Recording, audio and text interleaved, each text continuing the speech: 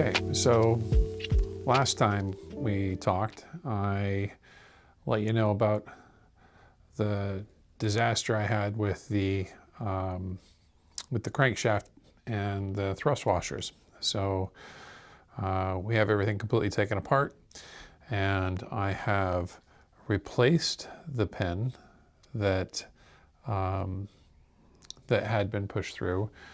The actual pin that I took out, it looks okay. It's probably still usable, but I had the pen, so I figured let's go ahead and change it just in case. Anyway, yeah. So yeah, I did replace the pen. The pen, this was pretty easy. I just heated up the case a little bit, didn't take a lot of heat, and then used a simple drift to drive out the old pen, and then to put the new one in. And in putting the new one in, I made sure that it was at a depth that it was below the surface of my thinnest thrust washer on the inside and the outside. So I know it is pretty well centered, about like the original one is. So I left the original one in over here. This one wasn't a problem. I do have a replacement for this, but I don't see any need to start hammering near this part of my engine any more than necessary at this point. So anyway, what we've got is clean surfaces, and we're ready to install the crankshaft, except for one thing. I need to put a little bit of lubricant on this bearing, and I want to put just enough so that it will protect the end of the crankshaft, but not so much that it can gum up the measurement for the end float. So I'm just going to start by smearing this around, and then I'm going to clean off the extra.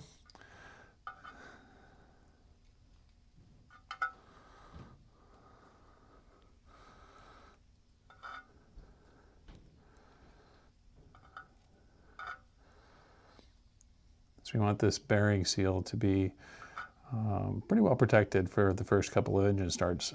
Don't want things moving around too much here against dry metal. So I think that'll do it. Just a nice thin coat.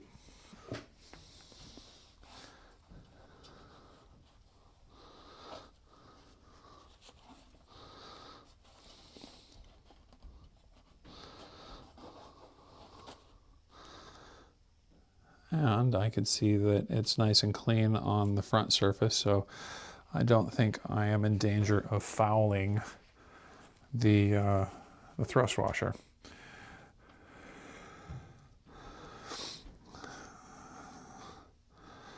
So I have, when I measured this, I wrote the number on the back for each one that I was measuring so I could keep it straight, and we're installing a blue thrust washer on the inside. Oops. And this just sits right like that on those pins. That should work. Now I've cleaned off these with brake clean and then alcohol wipes, so they should be nice and clean on the surface. I'm going to go get the crankshaft, which has also had the surface cleaned, that the install surface here where we're going to be working, so it's nice and clean.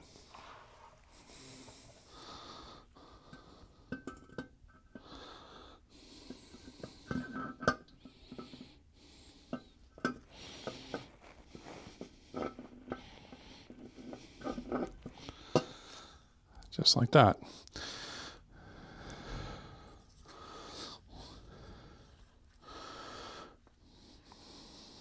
Okay, so the next thing that we will do is we will heat up the front of the case so that we can install the front bearing housing.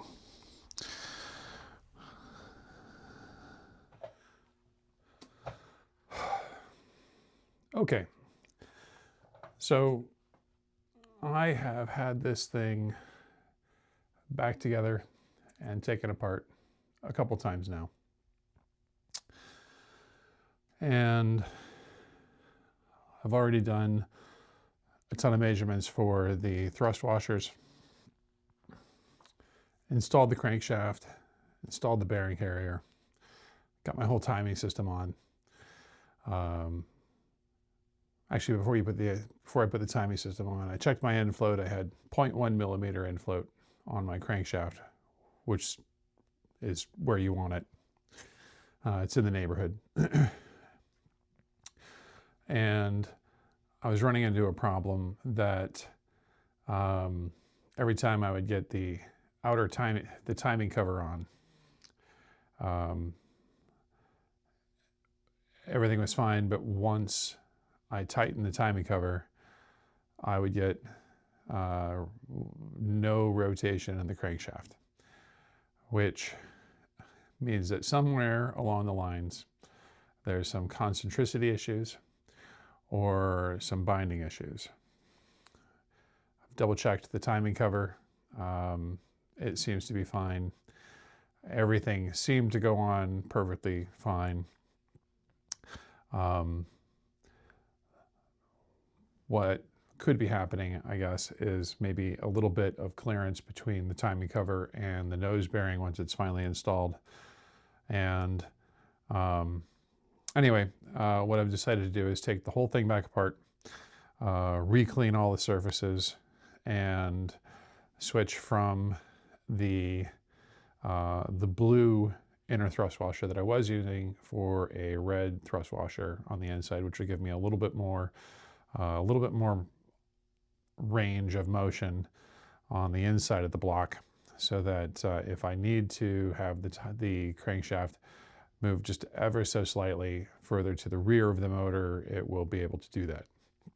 And I could control the end float on the outer thrust washer as I might need to. So the one that I have on there now might work out just fine, but if not, I've got two others that are good candidates for the proper end float. So we'll see what happens when we get there. So everything's been re-cleaned. I do have the red thrust washer in. It is clean and dry. I have put a very light coat of assembly lube on the rear main bearing. So we're ready to drop in the crankshaft again.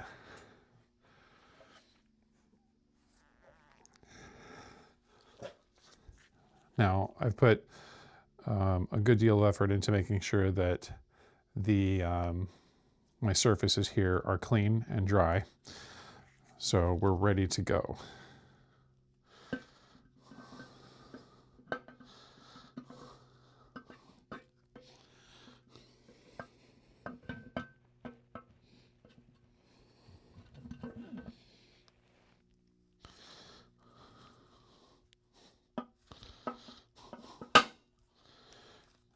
Like so.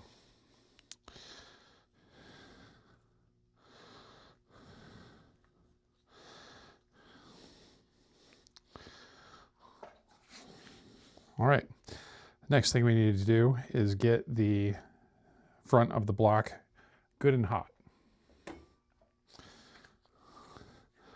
I may run out of fuel in this, so I've got an extra can ready in case I need it.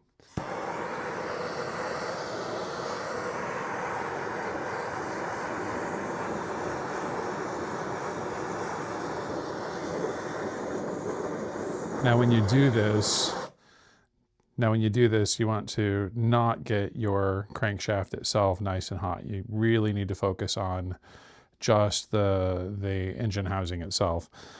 If you get this hot, it will begin expanding as well, making it a bit more of a chore, if not impossible, to properly install the front bearing housing.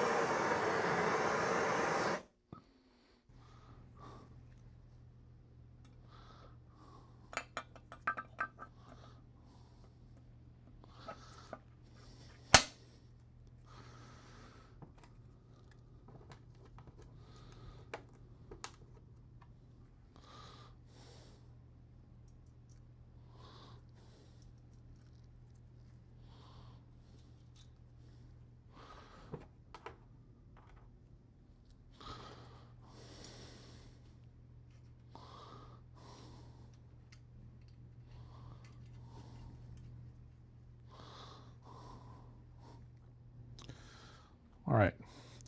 While this is continuing to cool and get back to room temperature, I'm going to go ahead and put these guys, I'm going to clean these guys up real quick, and I'm going to get them in the oven.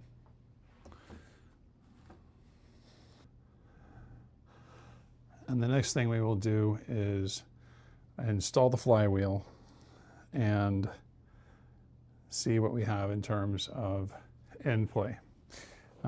But first,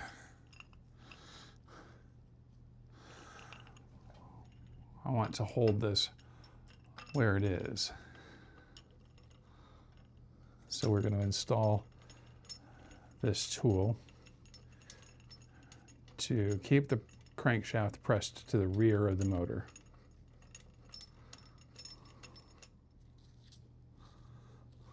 And that should do it. Now, I won't get any motion. All right.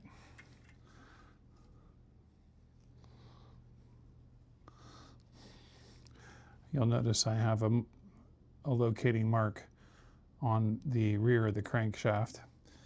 That's to tell me the direction from center to the timing sight box, just as a way to orient. I do the same thing on the guide ring.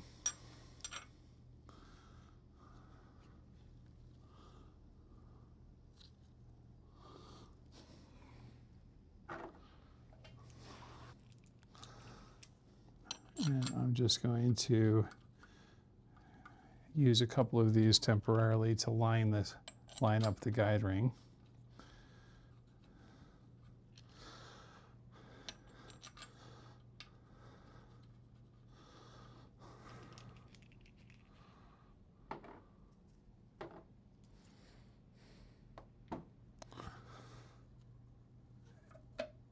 And begin to seat it. All right. All right. Now we'll install our clutch. Timing marks are here, so this doesn't matter because this is, or not the clutch, sorry, our flywheel. Its orientation doesn't matter as much right now because it is absolutely going to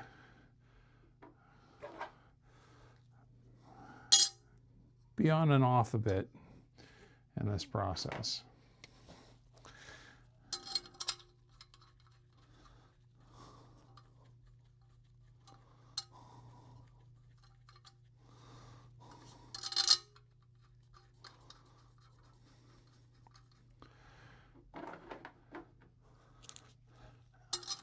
And I'm using old pre-stretched flywheel bolts for this.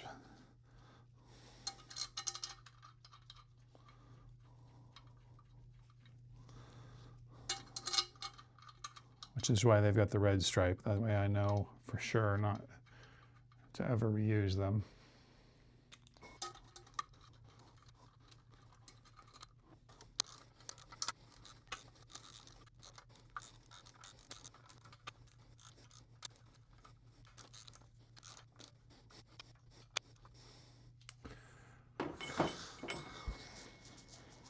All right, flywheel is on. And I have limited motion because I have the tool on the front. So let's flip it over.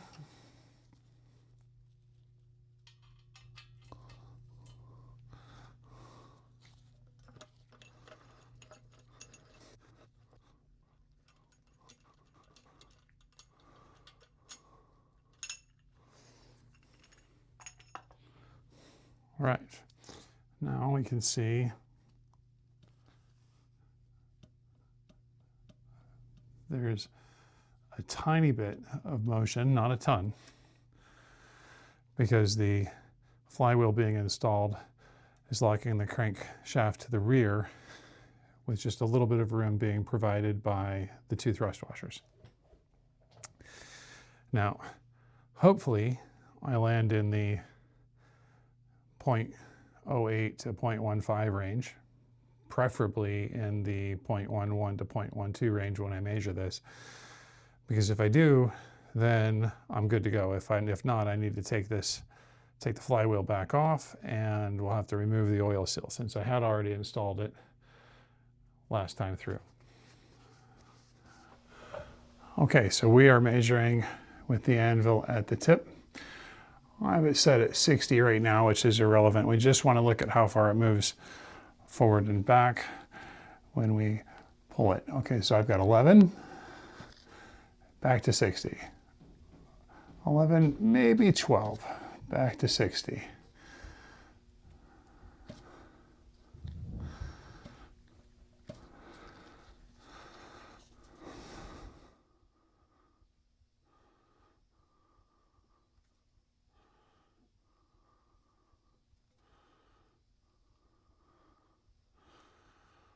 All right.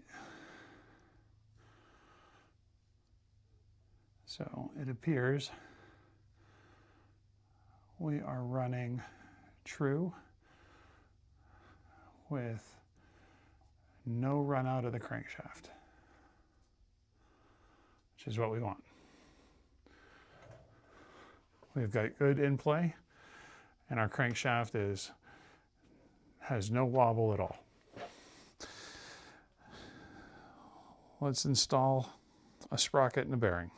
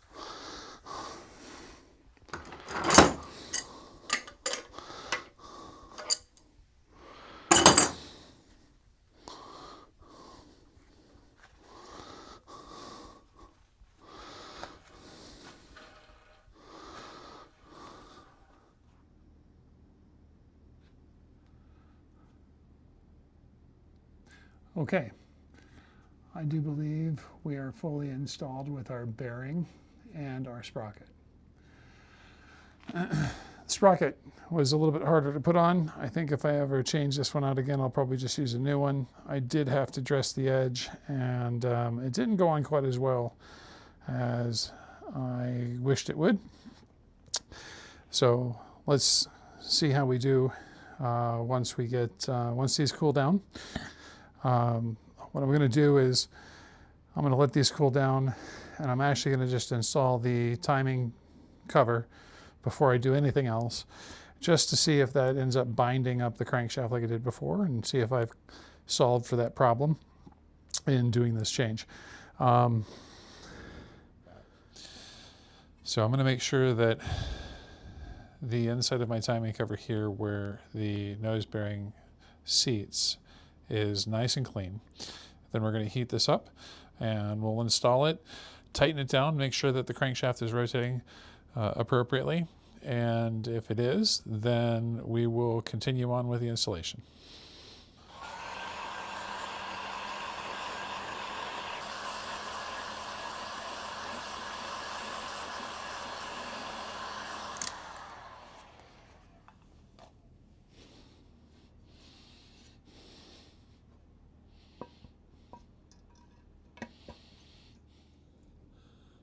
That feels good. All right, I'm going to say that we have solved the problem, so we could take off the timing cover again and go ahead and install our timing system in our camshaft.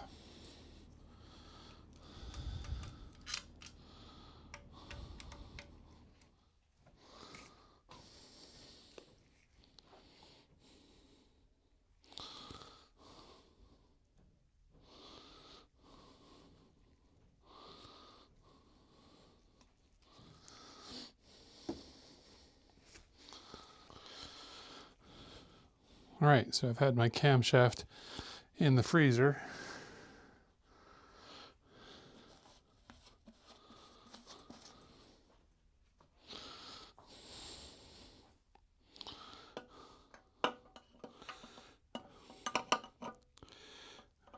Should let it just sort of slide right on in.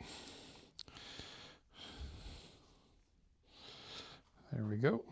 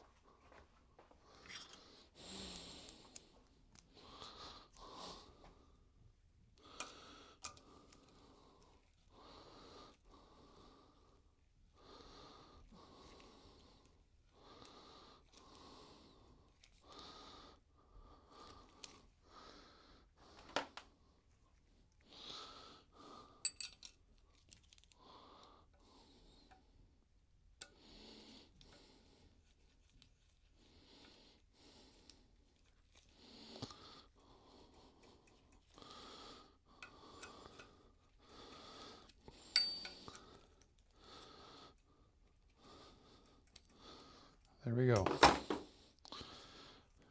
Good. Now we don't have our oil pump on the back right now, so that we'll get to in a moment.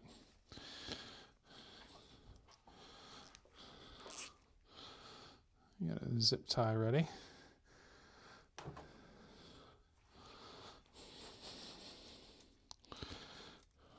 And we'll start by installing the plunger.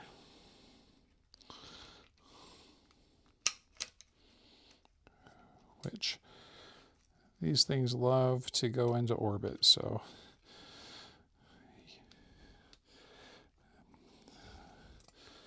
they're a little bit easier to deal with if you don't have gloves on.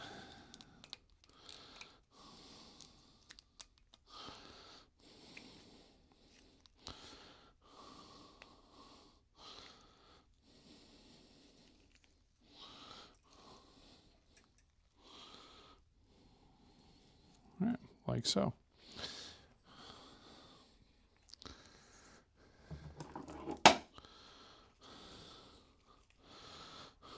Okay. Next, we'll get our chain in.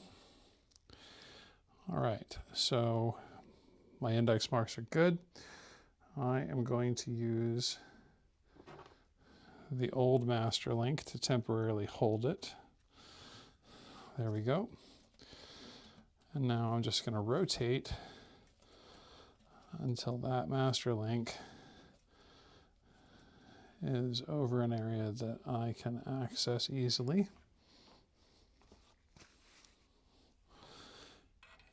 And we're going to install the new master link from the back.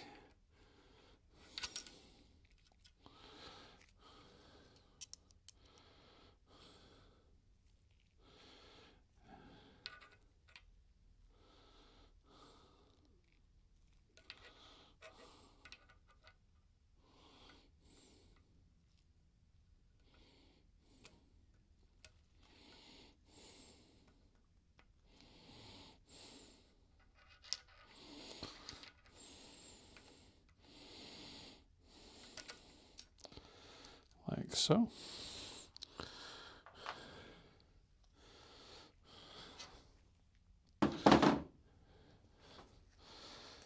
The old one there. We're going to rotate back over so that it doesn't fall out.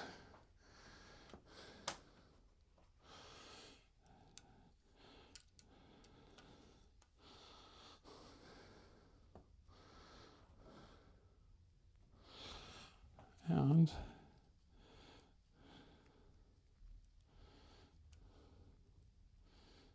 put on our new fish clip.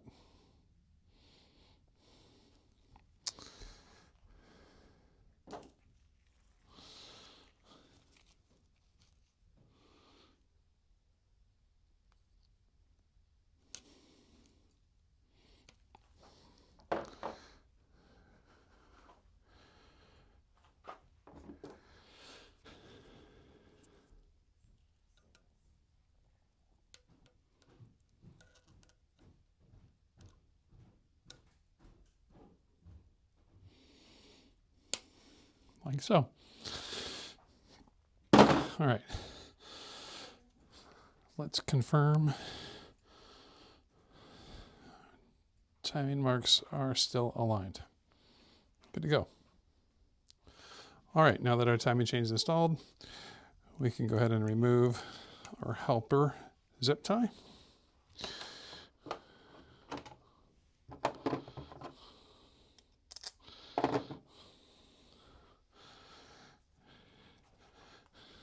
Well, would have been easier to put this in first, but we'll be able to get it.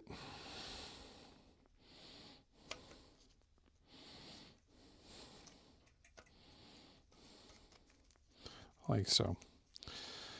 All right.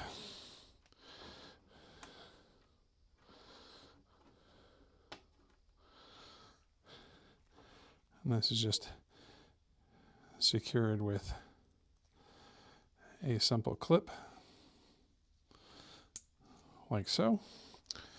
And now we put our rubbing block on.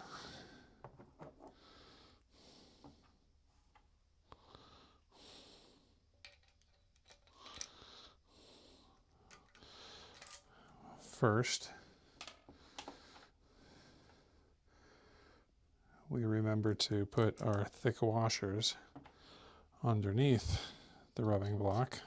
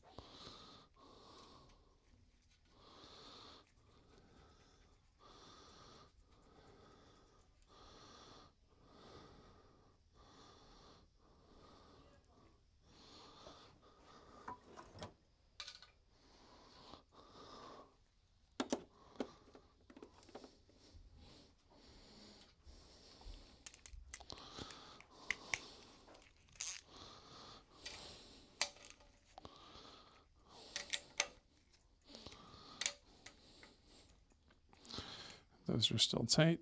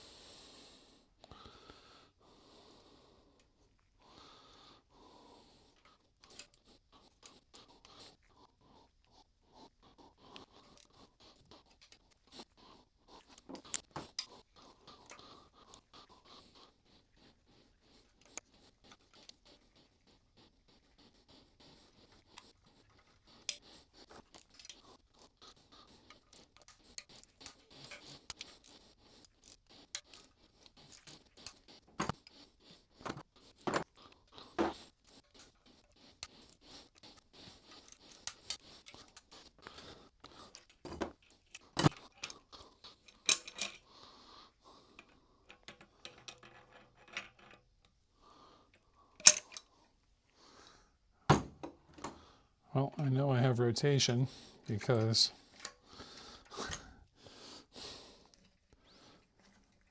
the bolt was rotating it, so we're good. I'm actually going to use this to keep the crankshaft immobilized, because the next thing we're going to do is install our oil pump and flywheel, but permanently. So a little bit to do there.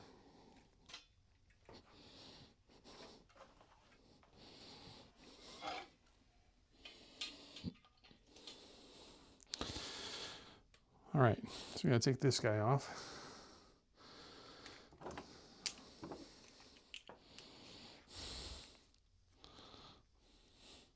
All right, chamfered side towards the engine.